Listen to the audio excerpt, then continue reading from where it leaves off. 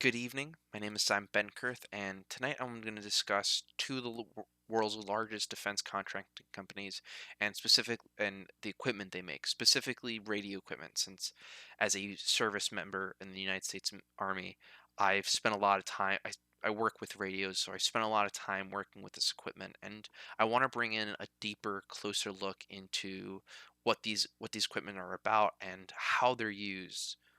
So tonight I'm going to discuss not only a little bit about these companies, why I chose these two companies in the first place, how they approach marketing and selling of their products and their sales, and overall bring a better understanding about these equipments. Defense contractors make the defense contracting m- market is a large one, making making hundreds of billions of dollars a year, making and creating equipment for the military and its for the military amongst the five armed force branches, which are the Navy, the Marine Corps, the Air Force/Space Force, um, the Army, and the Coast Guard.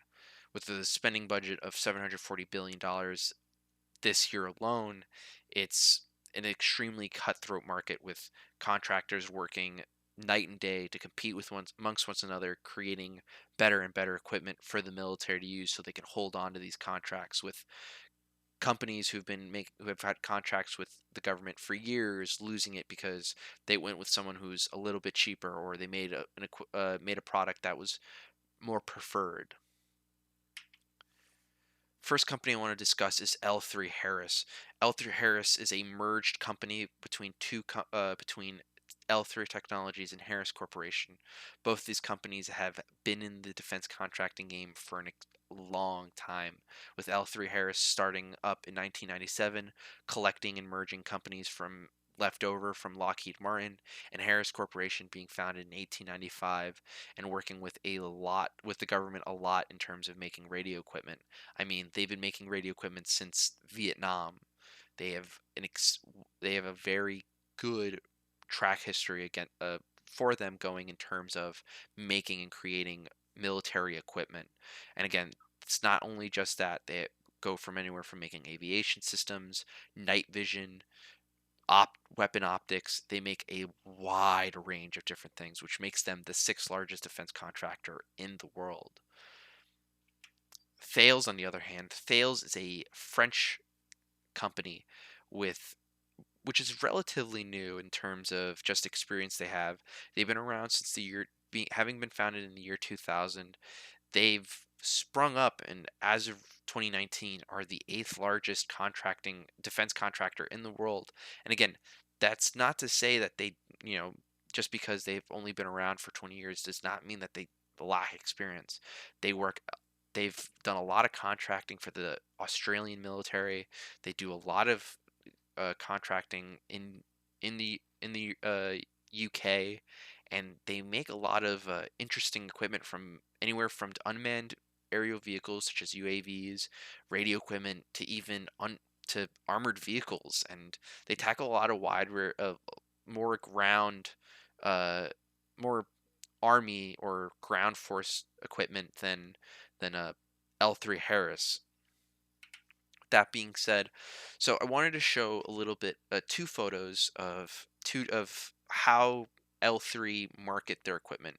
You can go to L3 Harris's website and you can look up their Falcon series of radio equipment. But these are two images of radios that I've used in the past in the military. The one on the left being a ANPRC 117, the one on the right being a PRC 152.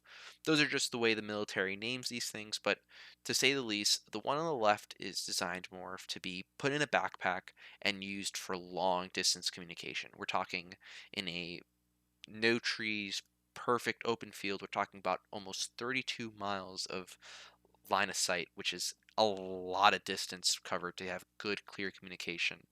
And they're phenomenally used. You see them a lot used within small teams, organizations, and whatnot, but they're a phenomenal, easy to program radio, and they work well. They last a pretty good long time with battery life going to almost a day.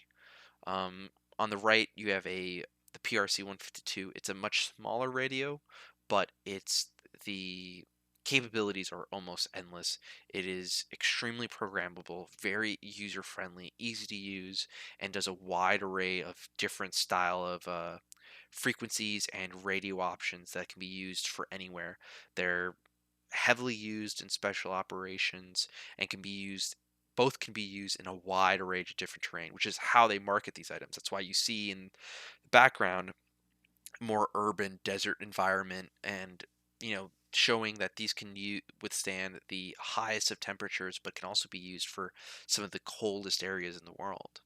On the other hand, Thales doesn't really market a lot of their radio equipment, unfortunately. So this is only one of the photos I could find about it, but it's the this radio is mostly known as an emitter, but its nomenclature is an ANPRC 148. The emitter is the multi-band intra-team radio, and it's a phenomenal radio. The only downside is that it can't perform at the same level. It kind of can do some of the things the 152 does, but it does it not as well. It does. It's a little worse having two different versions for different environments and different climates. The in my opinion, the L3 Harris radios are designed a lot better. And in conclusion, while I prefer one company over the other, L3 and just making better equipment, they do they both provide phenomenal, exceptional equipment in an extremely cutthroat or business market such as defense contracting.